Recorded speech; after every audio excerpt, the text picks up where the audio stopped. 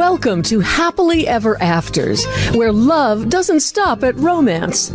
Join us as we share the tales of everyday magic and celebrate life's sweetest moments. Hear inspiring accounts of love, intimacy, and pure joy as we uncover the secrets behind true devotion and partnerships that really work. Brace yourself for a full-on heart melting. Here's your host, Carlos Clemente. Hello, America. How are you? Welcome to another edition of Happily Ever Afters. And of course, no show is complete without a great co-host. And there she is, Dorothy Lucy. Hello. Thank you. Oh, I'm apparently a great co-host. Thank you. Okay. All right. We got some award winners here today. Mel Harris and Bob Brush, both award-winning, I don't know, you could say cinematographers, just in the film industry and TV, whatever. They've got some kind of award. And it's we're something an honor. like that. Something like that. Yeah, it's an honor for both of you to be here. And we'll get into your careers a little bit, but I want to know a little bit about you two. How did this come about? You're asking me? Both of you. Go for it. We're going to hear your version first, so get it right. Yeah, we heard there were slightly different versions, so we need both, obviously. It came about because I was casting a TV pilot on the lot at Sony, and I was having a lot of trouble finding a female lead for the show. And Warren Littlefield, who was the head of the network at that point, said, well, I might be able to get Mel Harris to come in and at least meet for the part. And I kind of knew Mel from 30-something, but when she was doing 30-something, I was doing the Wonder Years. So we were kind of rivals at the whole time. In any event, I heard that Mel had agreed to come in, and I was pleased because I'd get a shot at finding an actor for my show. So when she arrived on the lot and I heard that she was coming up to the office, I walked out into the hallway to meet her, and she came up some stairs and went around a corner, and I fell in love. Like What? that? Yeah. Like in a hallway? Like in the hallway with the sunlight hitting the little, those little beams and motes that would get going, shafts of sunlight. And I'm quite sure there was a harp playing somewhere and a bunch of trombones. But you hadn't talked to her yet? No, I hadn't spoken to her yet. Wow. So it became that was the beginning for me. Did you get all nervous then, talking to her? And No.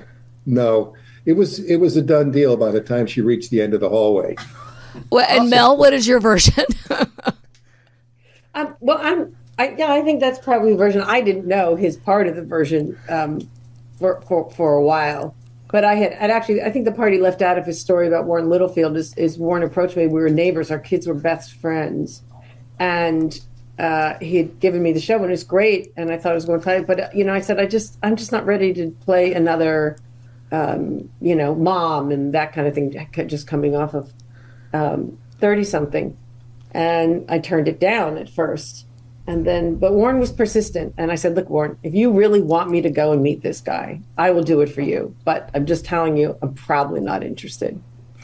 But I met Bob, and I thought he was terrific and great and interesting. And I liked the script before I went. It had nothing to do with that. It was just where I was at that particular moment.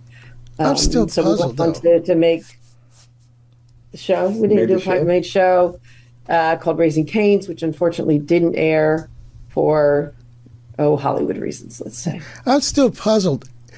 You're walking down a hallway, not talking to somebody, and you fall head over heels. Are you looking at her back? She was walking down the hallway. I was standing at the end of the hallway waiting for her to arrive. Oh, she was coming towards you? She was coming toward me. And just looking at her, and you went, what? That's right. Mind-boggling, isn't it? Yeah, that's It was right. how long did it take for you to tell her that? Not long. I don't think it took long. I'm not sure. I'm not. It was a while. It was. I'm not sure she was sort of completely a while. receptive to it, but it was a while later. Wow, that's still, I can't get over this. This is walking down the hall, see somebody, starts flopping around. That's the one. Hey. Well, I mean, you hear about love at first sight, but just it's a lightning strike, the colpo d'amore or something like that. It's it's Al Pacino in The Godfather seeing what's her name in Italy? Apollonia. Yes. Mel is my Apollonia. And Mel, when did you decide that you were also madly in love? I think it came later. I think I was, working together. It was a very, it was a great experience for me, and also to work with someone, as I will say this because he won't, as talented as my husband. And on many instances during the course of writing the show, he proved that over and over again. And I think sort of that was kind of a really bonding experience for us. And there was some sort of non-personal things going on in the show that we bonded over that we didn't think someone was behaving properly. But anyway. Oh, okay. That sounds interesting. And I'm a kind of person who's always trying to see the best in things and work things out and do all those kinds of things. Probably I can sort of be diplomatic if I need to. And I should point out that when I say I fell in love with her, I didn't know Mel yet. The more I knew her, the more I loved her. Oh, okay. This just gets better. Working with her, this is, clearly she's a beautiful woman, but it's her carriage and her way of thinking and her brilliance and her the way she deals with life, all of which combined as we went along. So that's it's maybe I fell in love with her in the hallway, but I never fell out of love with her. I just kept falling more in love with her. As you work together, where do we find somebody like Bob? Yeah. As you work together, how has that helped that bond? We haven't killed each other, so there's that. Oh well, occasionally we wanted to, but I mean, I'm intrigued by the idea that this is called Happily Ever After, and you ask about what is our story, when in fact we've been together now for off and on. We've been bonded, I would say, for 30 years. There are a lot of stories. There's not just one story. It's a series of stories where we've worked together, we've parented together, we've traveled together, we've written together, we've in all aspects of our lives we've bonded. And you're both storytellers. And we fought like cats and dogs as well. I mean, it's part occasionally. That's part of it. Not quite Taylor and Burton, as I said. Outside of the first meeting, is there a favorite story for you two? Other than the first meeting? Yes. Boy, that's really hard. There are so many. I mean, there really are so many. I think I would probably pick, other than absolute family life, our children. We have 4 children together. So absent that, which of course is like our main thing. But they're adults now. They're not really children anymore. I would say probably our mutual love of traveling. Mm-hmm. And we've been a lot of places. And we travel great together, which is really nice to have a partner and somebody you love who has similar kinds of things. So when you love to travel and you travel bug, which I've been doing since I was 18 years old, when you can share that. And I'm thinking you love your work too. Yeah, but it's interesting to travel with Mel. I mean, is that good interesting or bad interesting? Mel, after 30 years, Mel still amazes and interests me, which is, so every day is an adventure. That's true. Every day is an adventure. I always thought it was interesting on 30-something that Mel, you were married to, on the show, to Ken Olin, but he was in life married to another co-star, Patricia Wettig, on the show. I always thought that had to be an interesting dynamic. I can only talk about from my perspective. I can't talk about from Patty and Ken's perspective. I mean, Patty was also playing the wife of another actor, Tim Busfield. So we had sort of a, what do you call that, menage a what? Something funny. But, I mean, I adore Kenny. I love Kenny. He was an absolutely wonderful TV husband, acting partner. You couldn't ask for better. Incredibly supportive. I mean, the first few years we were together, 16 hours a day, 7 days, 5 days a week. We were shooting. It was really hard. And as were the other actors, working just as hard. So for me, he's just a really great friend. But so are Patricia, and so is Tim. The whole group, the whole 7 of us, are still friends. So, how other people feel about it, I don't know. But it's the thing that we're friends. I think that we're all adults, actors. You go in and you do what you do, and then I go home to my family. Gosh, and I had a friend group that used to get together every week and watch 30-something. Not uncommon. And actually, it was Sam Rubin, who icon entertainment reporter in LA, who we just lost. Sam. It was Sam's house. It was Sam's party, 30-something.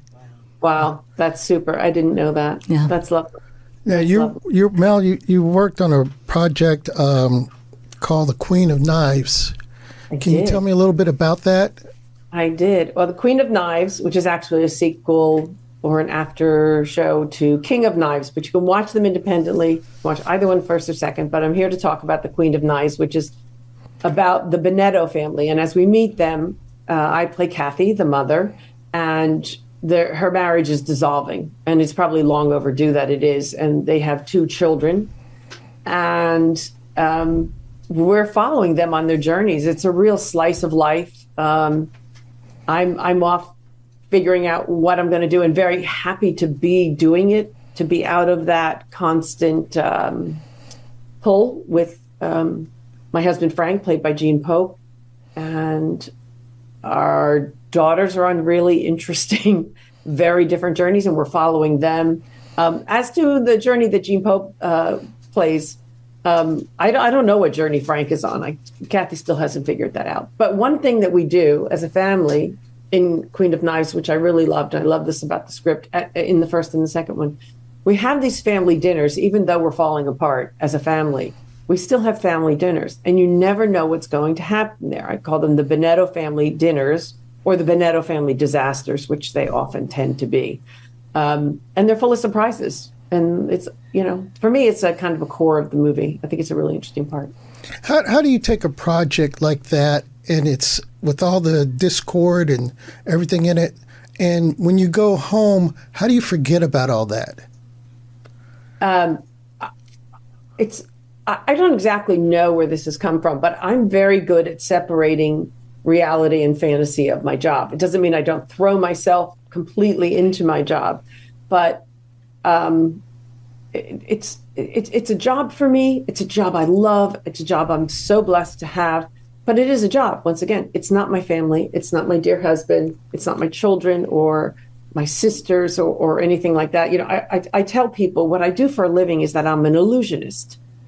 I convince you that you're seeing something that's real, but yet I'm not that person. I'm someone different. Wow. How can we follow you? What both of you have other things coming up that we need to look forward to? Tell us where we can find them. You want to start? No, you go. I'm sorry. Well, you can follow me on Instagram at Mel Harris 56 or Twitter or X or whatever the name of it is. And I'm promoting this. I have a show, a series that I did an episode in called Going Home, which is, if you could go online and find it, and it's up for an award. So that's really nice. Please go. It's a lovely show about a hospice facility and how that's handled. It was really, really interesting to do. And the other thing is I buy and sell houses, renovate them. I'm on my 12th or 13th house that we actually are sitting in a corner of. And I'm about to put that out on social media so people can get to know me as that. I, contract them, design them. My favorite room to design is kitchens. So that's kind of what I've been working on really heavily for the last year and a half. And Bob, how can we follow you? Well, you can follow me. My wife would be more conversant with how you can follow me. I guess I'm on Instagram and Facebook. Bob Brush 47. Bob Brush 47.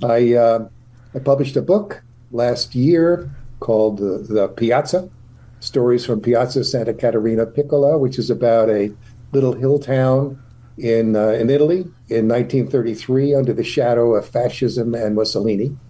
And I'm working on another novel as well. But in the meantime, I'm adapting that novel into a screenplay, The Piazza. The Piazza. So that's my life. Wow. Wow. And Well, a lovely love story. as you know, this show is Happily Ever Afters. Give us some advice for Happily Ever Afters. Oh boy, I don't know. I think kindness and patience are the two biggest motivators. I mean, love is the bloodstream that runs through it. But you know, we've been married now for 15 years. We've been through so many incarnations of ourselves and our relationship, and I think it's, you know, you have to be willing to adapt and change, and most of all, to care for and nurture your spouse. You have such a beautiful respect for each other.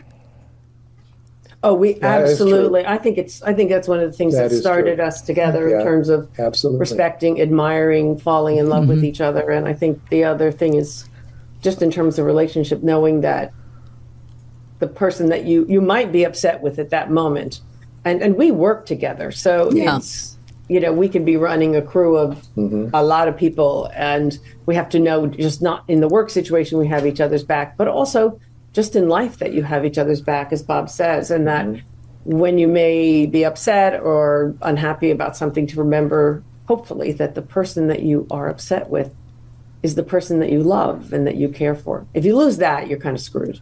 Well, I see the love, and I thank you for coming on, and welcome to Happily Ever Afters. And Thank you. Thank you. When Lovely you to go talk out in with the you. world, just when you hear that Happily Ever Afters, I hope it just puts a smile on your face. You know, great time. because you've Absolutely. created that for yourselves, and hopefully, just by someone talking to you, you can create that for someone else. So I thank Love it. both of you I love it. for coming on so much. Thank you. Yeah. Have a great time.